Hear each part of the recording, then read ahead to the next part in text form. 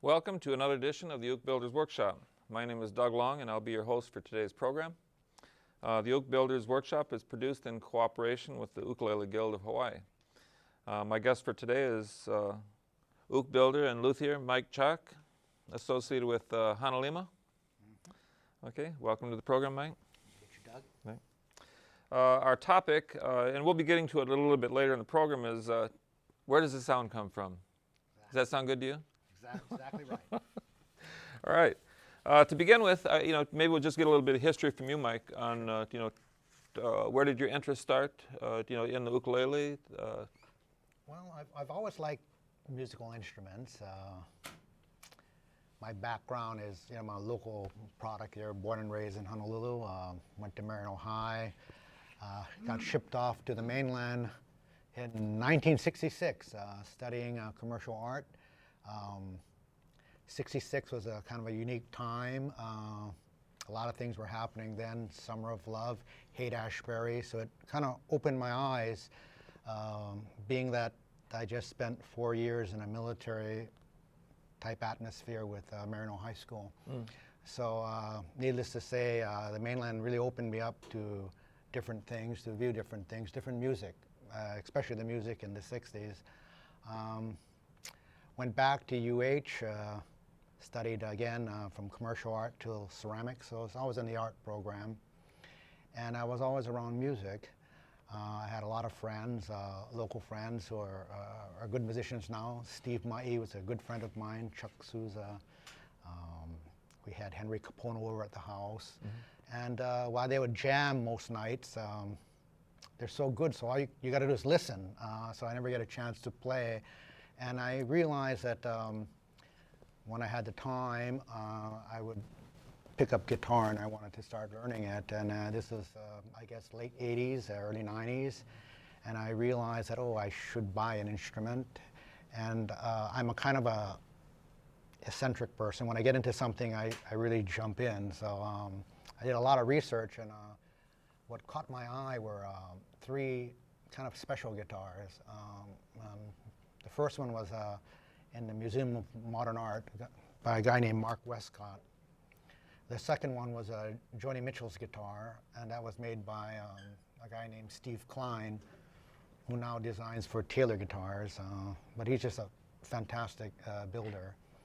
And the third one was a guitar called Jezebel by a gentleman named Richard Schneider, who he died late 90s, but I consider him my mentor. But anyway, I looked at these guitars and I realized that they were all one thing in common, and they had this bridge shape right there, that bell shape. Right. And that's indicative of a Kasha guitar. I mean, I didn't know what that was. And by just happenstance, I came across an article in the Acoustical Guitar Magazine, and it said, Lost Mountain Seminars for Kasha Guitars. And I jumped at it. It was 1,000 something. They sent you up to Sequim, Washington, and you would learn this fabulous soundboard that had caught my interest years before. So I got accepted, and actually this is the t-shirt I'm wearing. I brought it out of retirement. It's 15, 16 years old now, but this was the Lost Mountain t-shirt that he gave us, and on the back is just several guitar shapes. I'll spin around so you can kind of see it. And it really is a kind of a little history of the bracing system of a guitar, from horizontal bracing to Torres's fan bracing, which everybody follows. He's the father of guitar, to more modern radical stuff like Richard Schneider's Kasha, which is an asymmetrical bracing, and also Sergei de Jong's lattice brace. So I kind of studied traditional. I went home and decided, well, For one thing, the soundboard class was not about building the whole guitar, it was building the soundboard. So that left me with a soundboard and, back to the drawing board. And I picked up a book out of the library. I guess at that time was Irving Sloane's Guitar Manual. Not many more books were out there. And being that I've been in construction since '72, my own company called Uke Builders, I had a full-blown shop. And I'm very familiar with tools, so I started doing jigs and devices to get from point A to point B to figure out how to bend wood and whatever I was trying to do to get that guitar built. And slowly you develop certain things, assembly jigs that help you get from point A to point B that work. Some work better than the others, and you keep those and you prove them and you go. And that got me into guitar building. And I guess at the same time, being local, people asked, gee, what about making ukulele? And I thought, well, that's ridiculous. They're kind of like toys. They're so small, and who would bother making an ukulele? But I decided, okay, I'll make a few, and I did. And I was approached by Mr. Libby Vituyo over at the Farrington Adult Education, and he wanted to open a school to teach ukuleles. And I said, okay, I'll help you out. I'll set it up, and we can start the jigs, and we can do it. And I worked with him for 2 years at Farrington and Kalakaua schools, setting up the program. The drawback for me was so popular, like we had like 20 people at a time, and that's just a nightmare to teach 20 people, the process of a ukulele and have them do it hands-on. Yeah. So I guess I moved everything back to my shop, at that time then in Sand Island, and I developed small classes, like 6 or 8 people. That's more hands-on. And I've continued to do that to this, to this day. And that's mostly my background, art and construction. So it's pretty good. It's a good balance, Yeah, and it's interesting, because the art shows in your work. Yes. Yeah. From your inlay to your rosettes to everything. It shows that there's some artists back there. So so it has its roots in your earlier years. Yeah. The funny thing too is that the construction really shows is because I know that from building experience, you got to start from a plan. You don't build a house with sticks. You do, but you need to follow a plan because it's a simple rule. What you write down in pencil, you can erase. So it's a really easy thing to do because if the design don't work out, erase it and start again. But it saves you so much time than to try and do the actual construction and turn out that you don't like it, and it's too late by that time. You invested so much time and money, and you have to abandon and start again. So I learned you start from plans. Because of my construction background, I had a good friend named Leland Onakea, who's an architect. He CAD drew them out off a machine. Oh, yeah. Do we have to acknowledge, though, these are your drawings back here? Oh, yeah. So, which is really nice. Yeah. And so, at that time, there was no plans, full plans, scale plans available at all. And, when we did them, I kind of let them out to whoever wants them because I feel that it's all about sharing. If you can share the information, then we can get at a different level quicker. Yeah. You don't have to go through this apprentice program or whatever you want to do. So that's the whole belief, and I guess the sharing thing was always foremost in my mind as we built, because in the early years, building was very secretive. No one showed you too much, and you're kind of on your own to learn. And for me, 2 years making jigs, I didn't have to go through that process. If someone showed me, it would be a lot quicker, and you can go on to actually playing with your design, which is a lot more fun. You know? So even now, for every ukulele you make, you do paper drawings first. Correct. Do you, how detailed is that? I mean, down to the bracing and everything? No, because by now, and actually I have a few I just brought for fun. My last series were, Yeah, and what's unique about you is you do one-up. yeah. You don't make a model and make 10 of them. Yeah. You make one. You've had several factory makers on the show. And it's very important for a factory worker to be, well, like the McDonald's philosophy. A hamburger in Hawaii better taste the same as in Japan or as in Denmark or as in Wisconsin. And so the attention to detail and the putting together of that hamburger is awesome. Yeah. So the factory guys, Kamaka, G-string, Ko'olau, Ko'oloha, they've employed whatever they can in their financial means to make the process more accurate, be it CNC machines, router work, laser work, jig work, piece work out to the mainland and back, because what they're looking for is uniformity and consistency.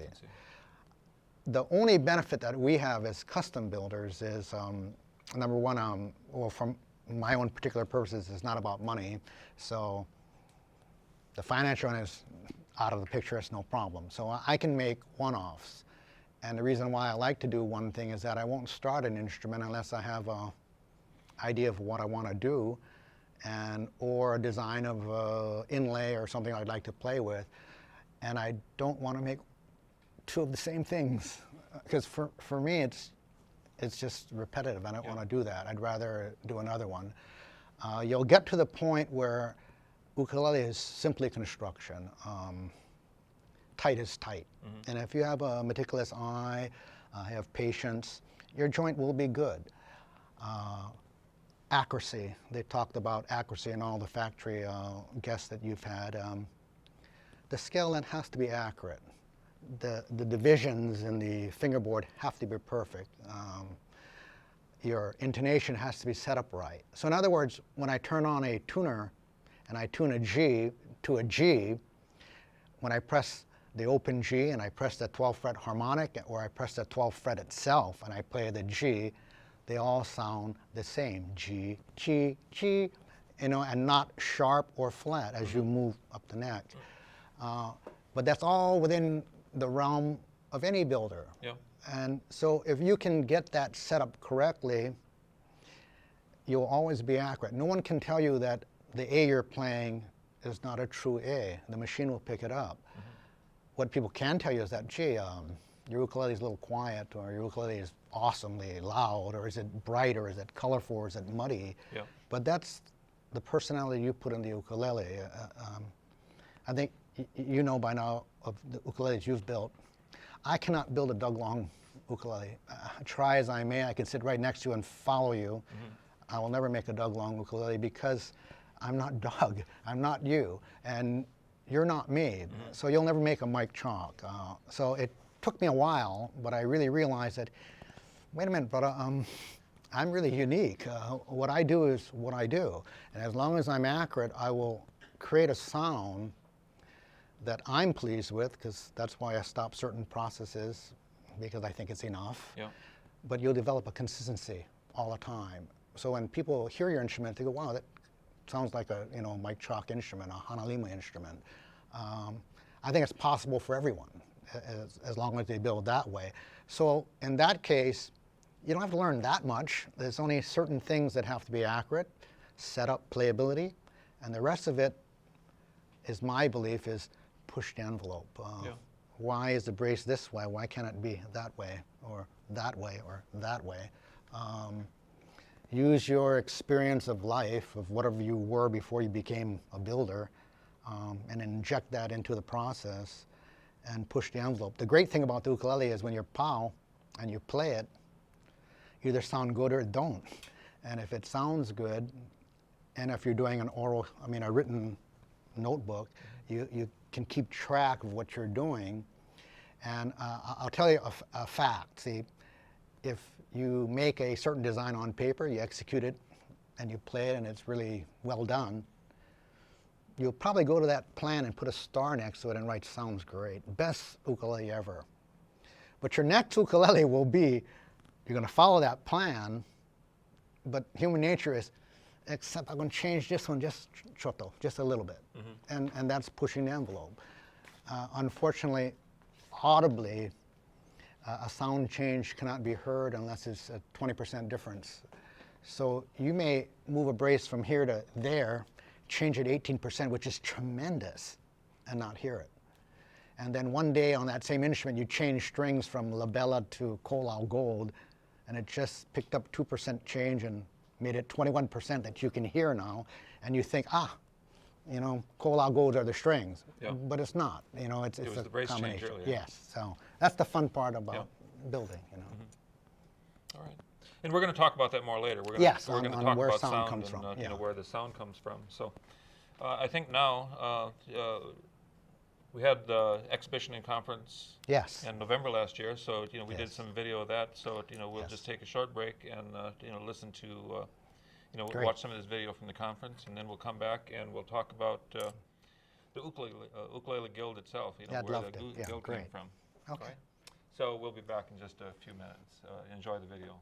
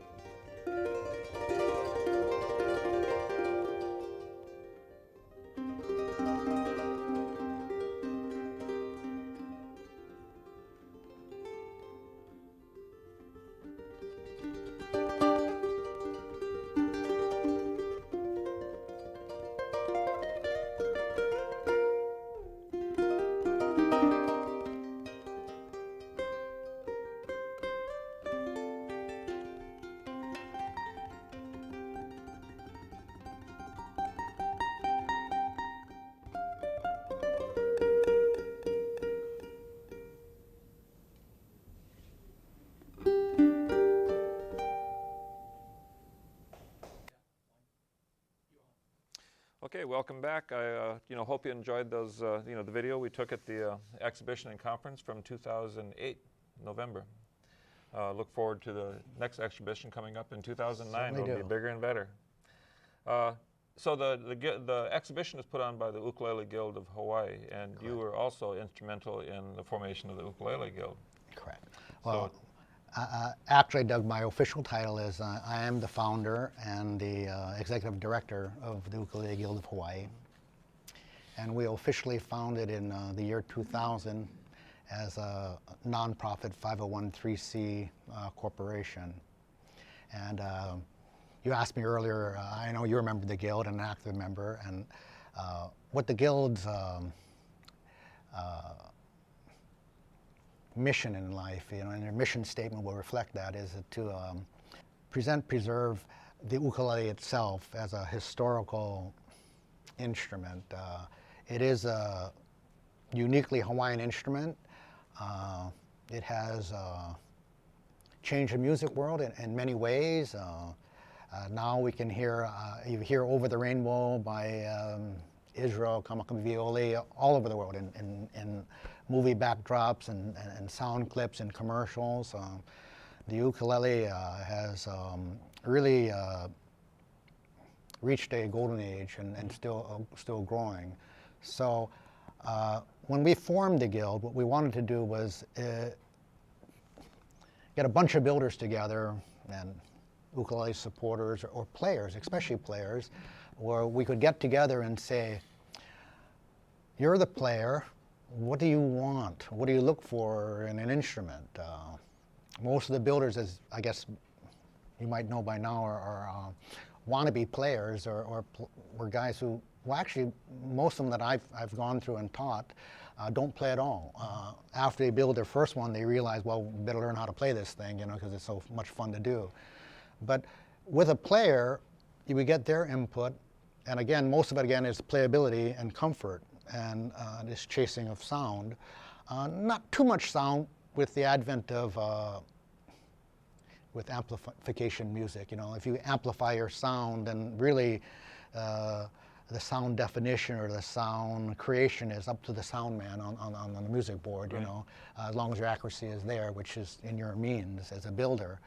But what I do like in sharing information is that the builder of today can be the custom builder of tomorrow at a quicker pace.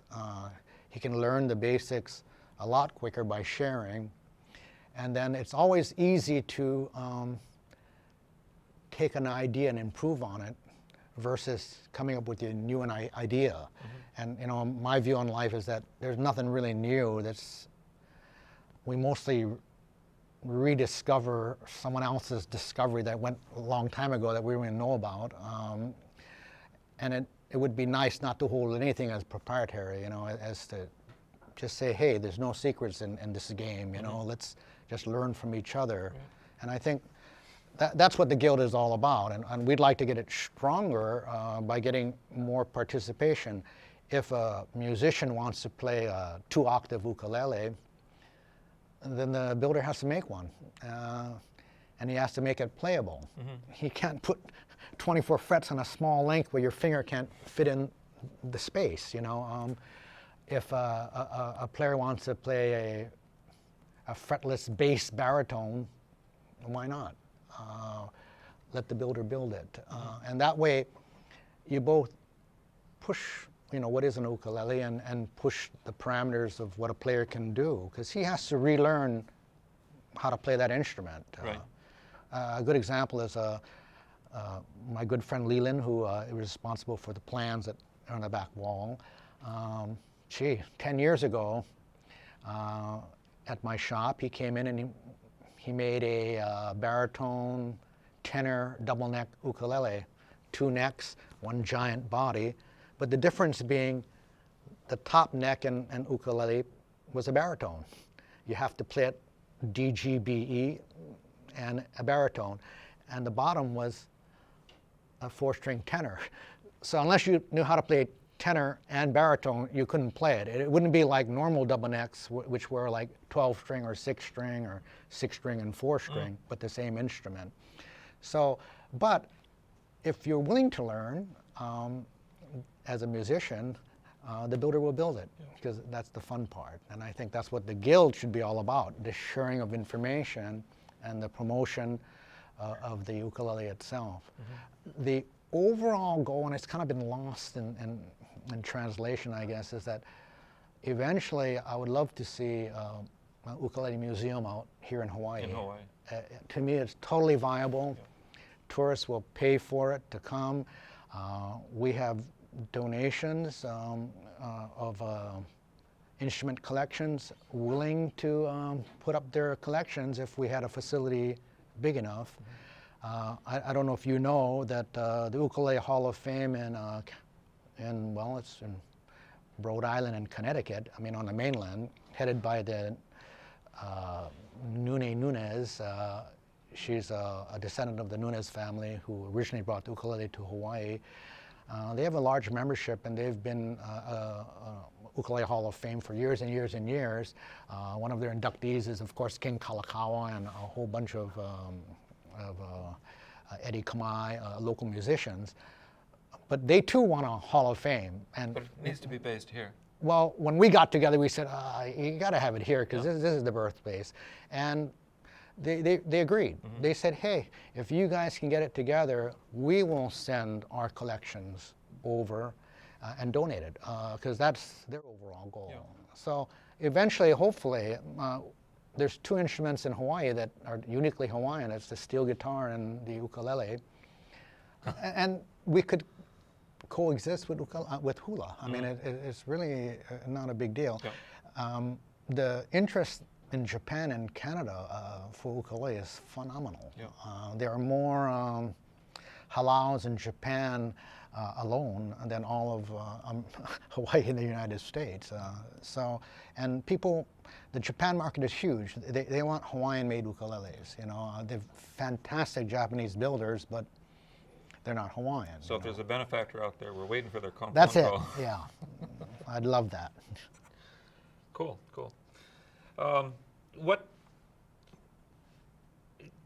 Can you identify some benefits of being in the guild? Or so it's a place to share information, because all of us know different things. We're learning different things in at different paces. So it's nice to be able to share that information. Correct. We have the annual exhibition and conference, so it gives it's a venue where some of our players can show off their talents, and also builders show off their talents. Yes. Well, to me, the greatest benefit of the guild is that if you're a guild member, ukulele guild member, you can cold call Bob Gleason at Pegasus Ukuleles and say, hey, Bob, you world icon, you 30-year veteran, how do you put this bridge on? And, I remember the guild, I joined yesterday, but I just kind of want to know what you do. Bob would take the time and say, hey, this is what I do. Maybe I can help you out here, and da-da-da-da. But he would willingly share information with you. If they came to my shop in Honolulu and they said, hey, Mike, how do you do this? Well, sit down. I mean, I'll show you. And there's no other introductory of that speed, that you can get outside of joining the guild. So it's really for builders who are new, who want to learn the different aspects to making an ukulele, because there's so much things to look at. How long have you been making ukulele? About 18, 19 years. You still consider yourself a student? Oh, definitely. And I tell my students it's a never-ending process. It's a never-ending. How can it be? See, I tell my students, if I'm going to make a unique instrument every time I make one, then just by that definition, it's a new thing for me. I've never done this inlay before. I've never done this papaya shape before, so it's a learning experience, and so I'm learning just like you. It's just that once you think you're a master, then you may as well you might as well die, because there's nothing else to look at, and I just don't think that's ever possible. So if you can share this with someone, then that person can move quicker, and now he's your buddy, and now you can, I can say, hey, Dougie, what you doing now? I heard your last ukulele was awesome. can you tell me what you did? Yeah. You know, and then I get to learn whatever you did to make that sound come out, and I have a chance to say, wow, you know, thanks, you know, and improve on that, because you bet your booties I'll try. I mean, you know, that's what it's all about. And for the guild members, that's the primary importance. I think more now we're leaning toward music learning, where we can song sheets and more how-to playing lessons in our newsletter, because playing the ukulele is very important. But mostly it's kind of like a place to go when you're hype, when you're really into this thing and you want to be around guys who are into the same thing that you are. You learn just that much faster. Right, you know? right. Well, it's kind of, you know, if you can avoid reinventing the wheel. I Yeah, mean, there's people out exactly there that that. made these wheels. Exactly already, that. Yeah. It saves a lot of time and Yes. a lot of heartache and frustrations if you could Right. you know, take a few shortcuts. Correct. Yeah. Great. All right. I think we will take one more break. Great. We'll watch some more video from the exhibition and conference, and then we're going to come back to our topic for the day. And you have some demonstrations here to show us on. Yes. I want to show the audience where the sound come from. Yeah. All right. We'll be back in a few minutes. Enjoy the video. Okay. Great.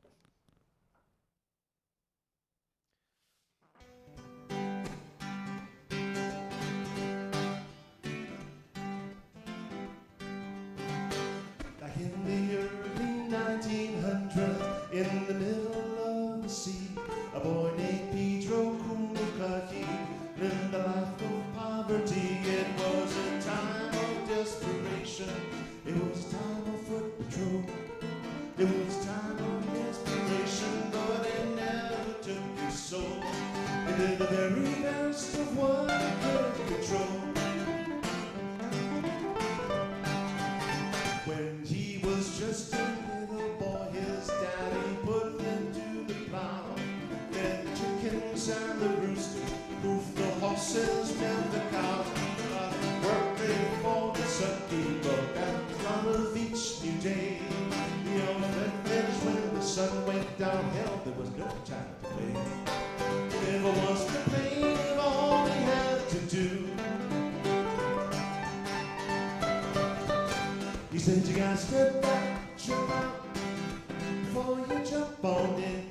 He said, you gotta be right with yourself, my boy. If you expect to win, then you'll win. The tides are always rushing in, the waves are always washing out. The boy named Pedro Kumukaki, all life was all about, 'cause every day there's rainy weather. There are days when the sun comes out, and every time you hear the sirens, makes your heart want to jump and shout. You live this life in wonder each and every day. He said you gotta step back, jump out before you jump on in. He said you gotta be right with yourself, my boy. If you expect to win, then you'll win.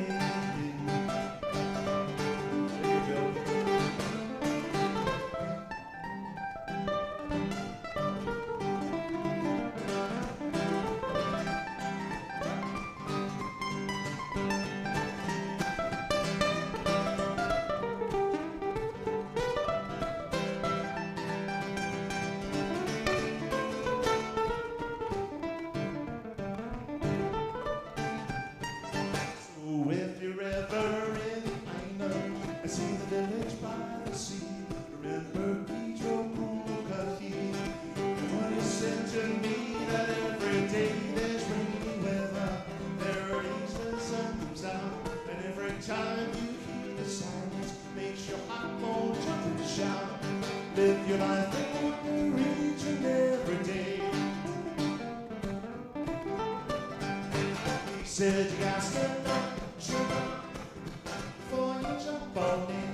He said you gotta be right with yourself, my boy. If you expect to win, he said you gotta step back, jump up before you jump on in. He said you gotta be right with yourself, my boy. If you expect to win, then you'll win.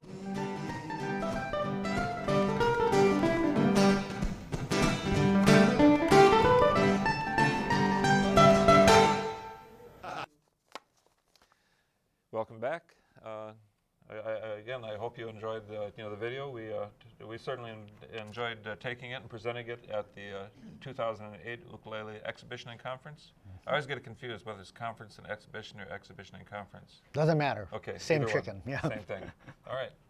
Well, let's. You brought some demonstration stuff here that we can, Okay. Well, Doug, what I This do? is the scientist portion of you. Yeah. See, I need to know why. I mean, I can throw that out the window later, but I always Yeah. need to know why. Yeah. So what I tell, this is my kind of my beginning spiel for most of my ukulele classes, and I tell the students, well, the first thing we want to know is that in ukulele is where the sound comes from, and it's really simple. It comes from the 4 strings, so here it is. Now, a stick to a tenor scale with 4 strings, tune G, C, E, A. You'll find that no matter how hard I strum it, it's not very loud because the sound is captured in the air and then muted. So, but believe me, this is making all the noise. So the idea is, what can you do to capture the energy and the sound that the vibrating strings are really doing? So here's a quick one. If I just put the neck over a flat surface, we'll use this tabletop, and I'll strum it. It's noticeably louder because now we have reflection. The sound that went up and down now is hitting a reflective surface and bouncing off and become audible to us. So that creates sound. The second thing we have is what's called enclosure. And say if we have a box, I just happen to have one of these things around, and it's just a box. But if you put a box, a shallow box, and you put the neck in the box or on the box, and you play again, it's much louder because it still has reflection, but it also has enclosure, which is the depth of the box itself. If I were to take a bigger enclosure, say this drywall bucket, or never mind if there's things in it or not, it's deep enough, and if you listen to it, the sound now is fuller and deeper because the box size is deeper. So you learn 2 things from that. How thick, does the instrument have to be? Well, it has to be not too skinny and not too fat, because depending on what kind of sound you're looking for, if it's too deep, you'll lose too much vibration in the volume itself, and it won't be loud. And if it's too shallow, the same thing will happen. So I've found over the years that side depth of 2 1/4 to 4 1/2 is well within your means. Actually, now if I turn this same box like this, and I put it on like this, and it's still louder than just reflection, or it's still loud if you hear this, because the closed box now is acting as a soundboard. The string is moving, the vibration to the saddle to the underside of the stick onto the wood surface, and that's vibrating and making noise. So I created a little test instrument, and don't worry about the shape. The shape is irrespective of anything. What I use this for is I used to make plexiglass bottoms, fat core side trapezoids, so that they're easy to build. And I actually used to clamp these soundboards in with wooden clamps so that I could change the thickness of my soundboard and the bracings that you can see from the back and play it. And then if I didn't like it, throw away the top, put another top in. You can probably make 50 tops in a month versus 50 ukuleles, and you can learn at what thickness will I get deformation, or at what thickness will I get a better sound, So, but if I've just placed this here with no hole and just the soundboard working, it's tuned with the same strings to the same length. much louder. Okay, so now I have this other instrument here, same thing, except it has a puka in the center, the sound hole, so that when you play it, much louder, because now the ukulele is vibrating the top, the string to this bridge, the bridge to the plate, rocking and rolling, vibrating, pumping air inside the box itself, and boom, the air, the sound has a place to come out. This puppy here has no place to come out. It's doing the same thing, but you can't hear it. Right. Okay, so then I decided, well, wait a minute, what if I did this? And I'll pull out this little trap door here. And now instead of a hole in the middle, I put a hole on the side. And you find that it picks up sound all of a sudden. So what this experiment is trying to tell you is that sound doesn't care whether it comes out through the top or the side. It just has to come out. The only rule is there are no rules, you know. What you have to do is experiment, and your ear will tell you if you're onto something different or not. And to be different doesn't mean anything bad. The only thing it can mean is that watch your shape, because this shape might not fit in the standard case. Now you're stuck with making another case. But you can do sound ports. And the value of what I call a test instrument, because these are all bolt downs. You can bolt the neck into the box. You can make a million boxes, shove it together. The neck, these don't even have to be glued on. They can be clamped on. But you can change one variable many, many, many, many, many, many times, and you'll learn way more than just building an instrument after instrument after instrument. I think the experimentation kind of gets you to value your chase for the sound you're looking for at a speedier clip. Once you understand how you want your sound to come out, then you can play with like the instruments in front, where this guy is, I don't know what that guy is if you pull it right out. Okay, now this guy is just a tenor ukulele, but I have the hibiscus design with these. The pedals now are a means for the air to escape, but the primary means is a side port. You know? And the side port for me, my fingers are bad now, but I can hear it as a player. You can hear it as the audience, and that's a kind of a nice thing, because when you're by yourself, you're lying and it's on your stomach and you're playing, the sound really goes right to you, and it's very clear, and you can play it. It's neither here nor there, but it's just another means of designing an instrument. Yep. By the way, on this guy, Doug, is that little esoteric little oval. And I think they can pick that up. This was, we talked about this on one of the previous programs with Aaron Oya. Okay. Aaron brought it up that you would, this is your design, this is your development. Correct. So this is the bridge that can be adjusted for either high G or low G. Yeah, this is called the universal saddle. Actually, this is a saddle. Yeah. And I guess by now you'll know in this instrument, when the saddle is tilted down, it's mostly you're playing in low G. Instead of the my dog has fleas, it's the low my dog has fleas. Because the bass string is fatter, it'll stretch more. So you have to move it backwards so it'll compensate for the stretch of the string and be in tone right. The problem then is, if I wanted a high G, I would have to change the configuration of the saddle to straight, because I would have a thin string, and this would be a thin string, you know, to make the same noise. So these two strings wouldn't pull, wouldn't stretch as much, so the saddle will have to be straight. In the universal saddle, from a side view, you can see that this little oval is actually notched to create a short bridge, which means if I put it in this configuration, this line is at an angle going down, So right now it's set up as low G. So it'll be set up as low G.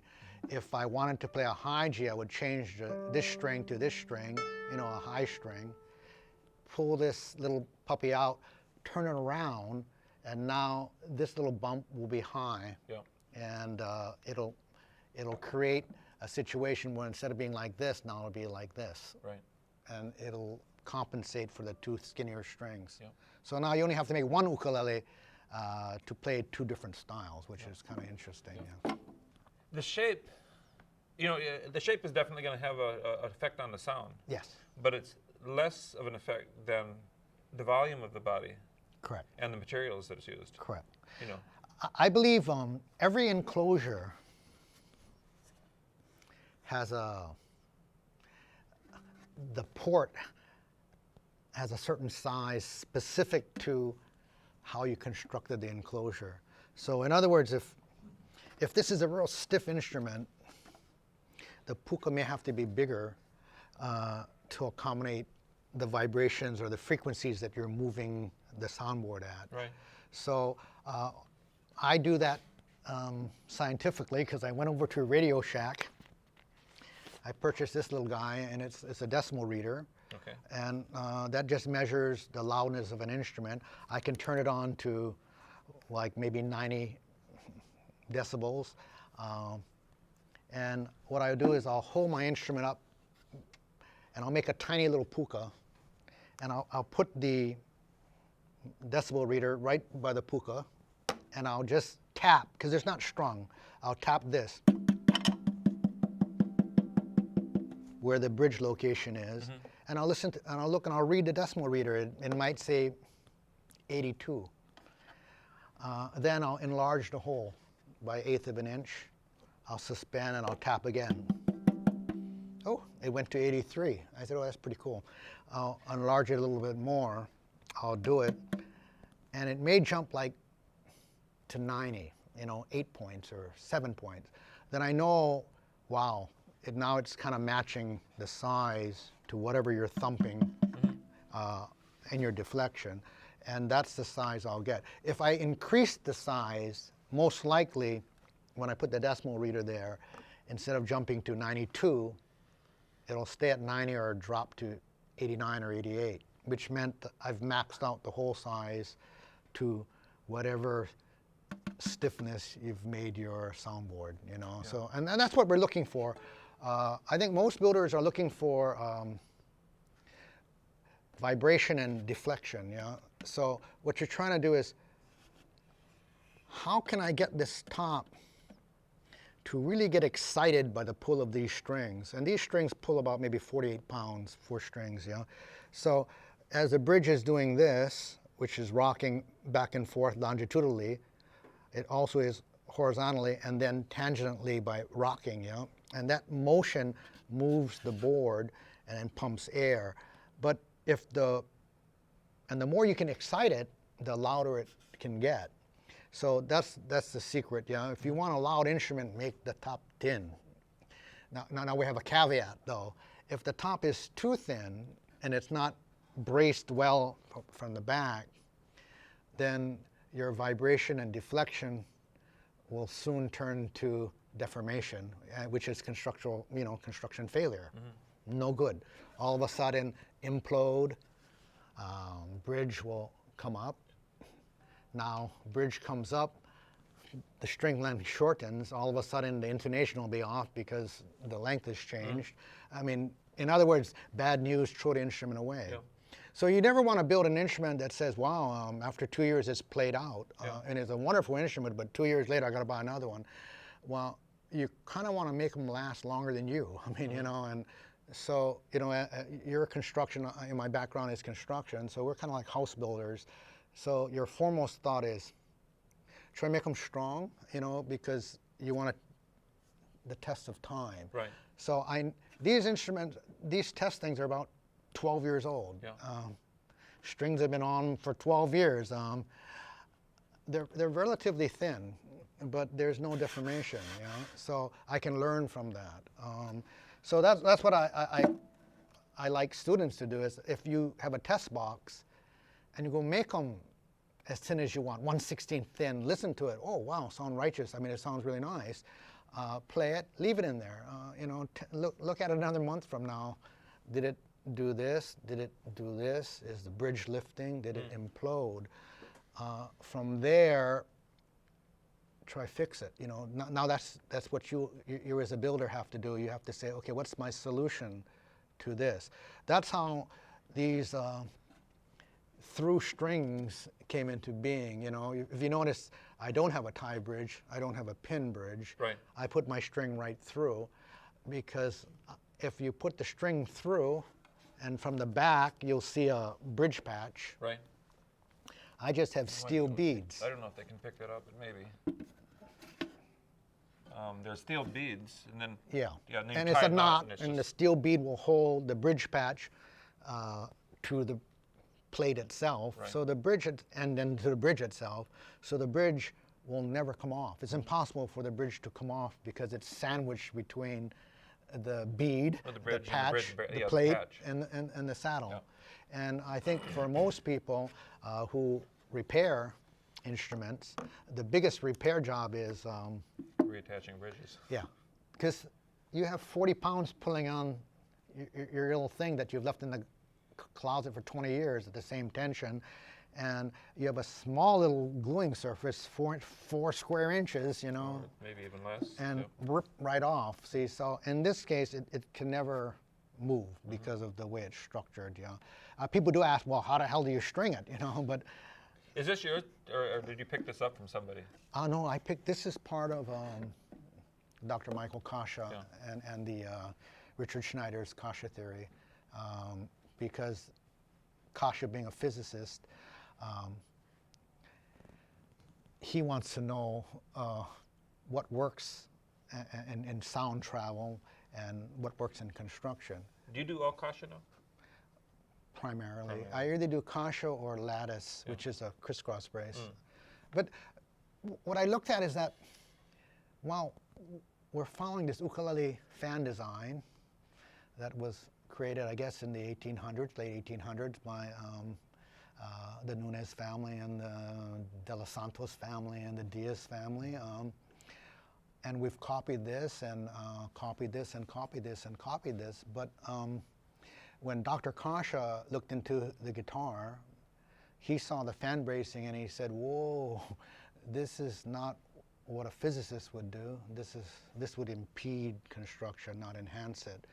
And he went about developing what you see in the back there, the Kasha design, which is now, instead of a fan brace like this, an asymmetrical brace that goes in all directions. You know? So I've always figured, well, why do you want to do all these braces in this esoteric design when the fan works fine, you know? Yeah. And I'm a believer in don't reinvent the wheel, you know? I mean, it works. But it's kind of the same thing with the development of the car too. You know, the car. Correct.